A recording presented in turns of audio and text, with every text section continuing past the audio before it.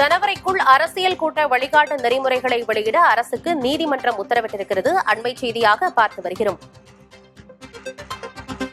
அரசியல் கூட்ட வழிகாட்டு நெறிமுறைகளை வரும் ஜனவரிக்குள் வெளியிட வேண்டும் என அரசுக்கு நீதிமன்றம் ஆணையிட்டிருக்கிறது. அண்மை செய்தியாக பார்த்து வருகிறோம்.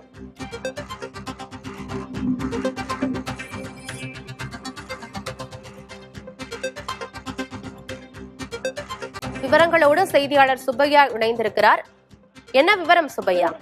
ஆனந்தி, பாத்தீங்கன்னா அதாவது கரூர் துயர சம்பவத்தை தொடர்ந்து அரசியல் கட்சிகள் ரோடு ஷோ நடத்துவதற்கு வழிகாட்டு நெறிமுறைகளை வகுக்க கோரி உத்தரவிடக் கோரி சென்னை உயர்நீதிமன்றத்தில் தாவேகா மற்றும் அதிமுக தரப்பில் வழக்குகள் தொடரப்பட்டன. இந்த வழக்கில் கடந்த 20 நாட்கள் முன்பு விசாரணை நடைபெற்று முடிந்தது. அப்போது அரசின் வரைவு வழிகாட்டு நெறிமுறைகள் தாக்கல் செய்யப்பட்டன. இதன் மீது தங்களுடைய பரிந்துரையை வழங்குமாறு தமிழக வெற்றிக் கழகம், அதிமுக மற்றும் தேசிய மக்கள் சக்தி கட்சிக்கும் நீதிபதி உத்தரவிட்டிருந்தனர். அவர்களும் அவர்கள் தரப்புடைய பரிந்துரைகளை வழங்கினார்கள். இதனைத் தொடர்ந்து இந்த வழக்கில் தீர்ப்பை நீதிபதிகள் தள்ளி வைத்திருந்தார்கள். இன்று காலை இந்த வழக்கு விசாரணைக்கு எடுத்துக் கொள்ளப்பட்டது. அப்போது தலைமை நீதிபதி MM ஸ்ரீவஸ்தவா, நீதிபதி அருள்முருகன் ஆகியோர் அடங்கிய அமர்வு இந்த வழக்கில் உத்தரவு பிறப்பித்தார்கள். அதாவது இந்த வழிகாட்டு நெறிமுறைகள் தொடர்பாக ஜனவரி 5ஆம் தேதி, அதாவது 2026ஆம் ஆண்டு ஜனவரி 5ஆம் தேதிக்குள் அரசு இதற்கான இறுதி வழிகாட்டு நெறிமுறைகளை அரசில் வெளியிட வேண்டும்.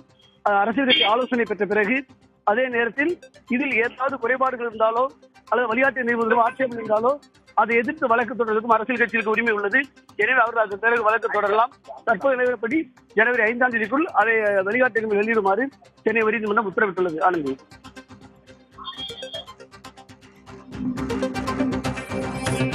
கட்சிகளின் ஆலோசனைகளை பரிசீலித்து விரைவில் இறுதி வழிகாட்டு நெறிமுறைகளை வெளியிட நீதிமன்றம் ஆணையிட்டிருக்கிறது.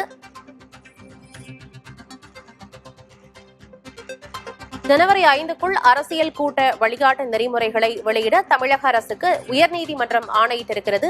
அது தொடர்பான தகவல்களை வழங்கியமைக்கு நன்றி சுப்பையா.